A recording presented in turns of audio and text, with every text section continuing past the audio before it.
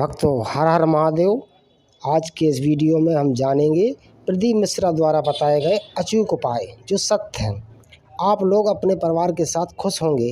आप सभी से निवेदन है कि वीडियो को लास्ट तक देखें। अगर वीडियो अच्छी लगे तो वीडियो को लाइक सब्सक्राइब ज़रूर करें। चलो सुनते हैं प्रदीप मिश्रा के मुखारबिंद द्वारा एक कथा। ओम नमः शिवाय। दोस्तों, अच्छा है कि हमारे जो पूजन बाड़ी होती है, हमारे पूजन का घर होता है, पूजन बाड़ी होती है, पूजन का मंदिर होता है हमारे घर के अंदर। उसमें ठाकुर जी भी हैं, शंकर जी भी हैं, गणेश जी भी हैं, देवी जी भी है, सारे देवता जी भी हैं। तो वहां पर हम जो भोग लगाएं तो वो हम लोग खाएं कि ना खाएं, आप ध्यान देना महाराज। जिस पूजन वाणी में, जिस मंदिर में, आपके घर के मंदिर के अंदर आप पूजन करते हैं, भोग लगाते हैं, अर्चना करते हैं, उसमें सभी देवता विराजमान हैं। और सारे देवता को आप जो भोग लगा रही हो वो थोड़ा दूर से लगा रही हो। कोई भगवान को एक एक कोरा तोड़ के लड्डू गोपाल को फिर छुआया, फिर रखा, फिर शंकर जी को छुआया, फिर रखा, फिर जगदम्बा को छुआया, फिर रखा, ऐसा करती हो क्या? नहीं, आपने थाली लाई भोजन की और आपने रख दी। और थाली रखकर रखा, सामने थाली है और बिल्कुल सम्मुख में भगवान, बिल्कुल सम्मुख में भगवान। अब उनको स्पर्श हुई क्या थाली? नहीं, उन्होंने भाव से स्वीकार करा। शिव महापुराण की कथा कहती है बाकी के जितने भी शिवलिंग हैं, नर्मदेश्वर से हटकर भी जो शिवलिंग है, उनके सामने अगर आपने कुछ चढ़ाया है शिवलिंग को बिना टच करे हो तो आप खा सकते हो, तो आप पा सकते हो। पर यदि किसी भी मंदिर में अगर जो सामग्री आपने शिवलिंग को लगा दी गई है तो फिर उसका भोग आप नहीं कर सकते। वो कोई बैरागी, कोई त्यागी जिसने परिवार, कुटुंब, कबीला, नाते, रिश्ते सब छोड़ दिए हो, फिर बस वो उसके। जो बच्चा हकलाता हो, अर्थात बोलते बोलते अटक जाता हो या वाणी हकला रही है, तो शास्त्र कहता है कि बेल का जो फल होता है, उस बेल के फल को धीरे से फोड़कर ऊपर से चक्कू से उसको साफ कर अंदर से पूरे उसका जो गुर्दा है बेल के फल का, उसको निकाल लीजिए। और उस बेल के फल का जो गुर्दा है उसको निकाल कर वो खाली कर लीजिए बेल का। महाराज, सोमवार के सोमवार 5 सोमवार उसमें पानी भरकर भगवान शंकर को समर्पित करिए। एक पात्र, शिवलिंग में से जो जल नीचे गिरे उसके उधर पात्र को लगा लीजिए। महाराज, समर्पित कर जल को झेल कर ले आइए। जो व्यक्ति वाणी से हकला रहा हो उस व्यक्ति को वो जल भगवान शंकर का जो शिव महापुराण का मूल मंत्र है, श्री शिवाय नमस्तुभ्यम, उस मंत्र का जाप कराकर धीरे धीरे बुलवाते उस पानी को पिलाना प्रारंभ कर दीजिए। केवल सोमवार को ही करना है और सोमवार को ही पिलाना है, इसके सिवाय नहीं करना है।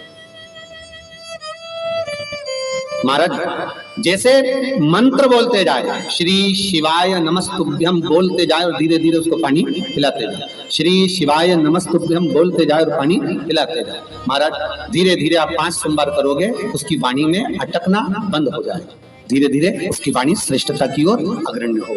तो बीले की महत्वता भगवान लिंग पुराण के अंतर्गत वर्णन कर रहे हैं, भगवान शिव कर रहे हैं। स्कंद पुराण के अंतर्गत, लिंग पुराण के अंतर्गत, नर्मदा पुराण के अंतर्गत, शिव महापुराण के अंतर्गत कि जो बीला है, इस बीले की महत्वता, इस बीले का सुख क्या है। तो क्या कहा महाराज जी? भगवान शिव कहते हैं, हरि पार्वती 1000 अश्वमेध यज्ञ में अग्नि कुंड के अंदर पूर्ण आहुति पर जो गोला समर्पित किया जाता है और एक बेल, एक बीला बैसाख महीने में जो मुझे समर्पित कर देता है, उसको 1000 अश्वमेध यज्ञ का पुण्य फल प्राप्त हो जाता है। मात्र एक बेल।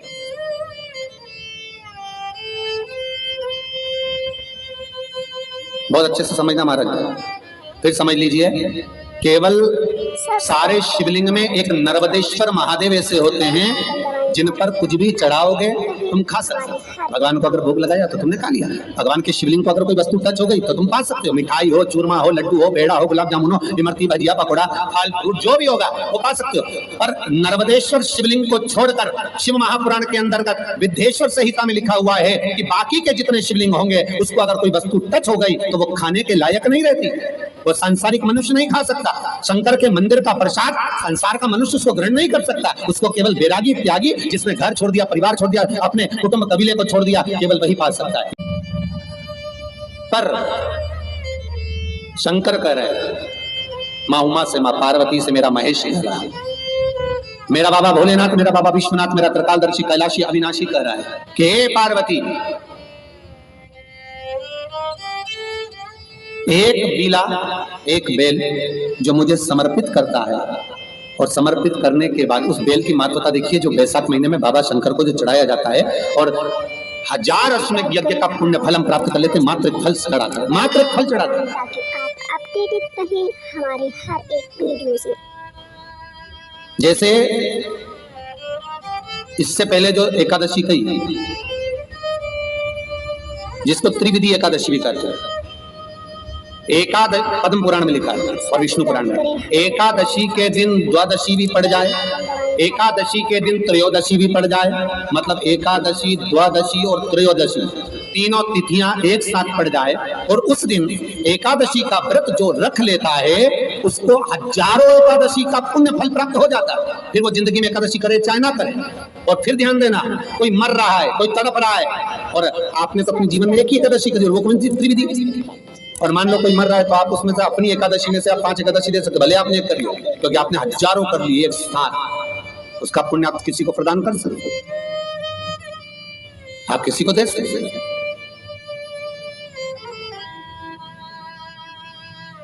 उसी तरह हे पार्वती, सब्सक्राइब करें हमारा। संसार का मनुष्य जब मुझे वो बेलपत्र समर्पित कर, वो बेल का फल समर्पित करता है पार्वती, वो फल जो मुझे चढ़ता है, फिर मैं भले नर्मदा के जल से निकला हुआ कंकर शंकर क्यों ना हूं, फिर चाहे मैं गंगा के जल से निकला हुआ कंकर शंकर क्यों ना हूं, चाहे फिर मैं यमुना के जल से निकला हुआ कंकर शंकर क्यों ना हूं, चाहे मैं सरयू के जल से निकला हुआ कंकर शंकर क्यों ना हूं, चाहे मंदाकिनी के जल से निकला हुआ कंकर शंकर क्यों ना हूं, हे पार्वती, फिर जो भी शिवलिंग पर वो बेल समर्पित होता है वो बेल उठाकर जीव अपने कार्य में ले सकता है। जो बेल बैसाख के महीने में शंकर को चढ़ाया जाता है वो बेल का फल उठाकर रख लिया जाता है। बैसाख के महीने में उस चढ़े हुए, बाकी का आपको बेल का फल खाना हो तो बात दूसरी, और चढ़ा हुआ जो बेल का फल है वो पूरा बैसाख नहीं खाना। बैसाख के बाद में अगला जो महीना आए उस महीने के अंदर उस फल के अंदर का गुर्दा निकालकर उसको सुखा लीजिए और सुखाकर जिस व्यक्ति को पथरी की बीमारी हो और जिस व्यक्ति को पेट में बहुत भोजन पचता ही नहीं है, पूरा शरीर पाचन क्रिया बेकार हो गई, उस व्यक्ति को केवल 7 दिन तक शंकर पर चढ़ा हुआ वो बेलपत्र प्रदान कर दीजिए, पथरी भी बाहर और पाचन क्रिया भी ठीक, जिंदगी भर तकलीफ नहीं। उस बैसाख में उस फल की इतनी महत्वता बाबा भोलेनाथ स्कंद पुराण, लिंग पुराण, नर्मदा पुराण, पद्म पुराण के अंतर्गत, शिव महापुराण के अंतर्गत वर्णन कर उसकी महत्वता है। वो बेल का फल साधारण नहीं हो सकता। मेरे शंकर को जो जो चढ़ता है ना वो कुछ भी चीज साधारण नहीं है भाई। हो मेरे शिव को जो जो चढ़ता है, जल हो, पंचामृत हो, घी हो, शहद हो, महाराज चाहे बेलपत्री हो, चाहे धतूरा हो, बाबा को जो चीज, चाहे भस्म हो, बाबा को जो चढ़ रहा है वो कहे चपटी भभूत में है खजाना कुबेर का, उसके ऊपर जो चढ़ा वो करोड़ों का हो गया, भले वो भस्म शमशान वो भी करोड़ों। ताकि आप अपडेटेड रहें। काशी में, उज्जैन में, महाकाल की नगरी में शमशान की भस्म बाबा पे चढ़ती और वही थैली में पैक होकर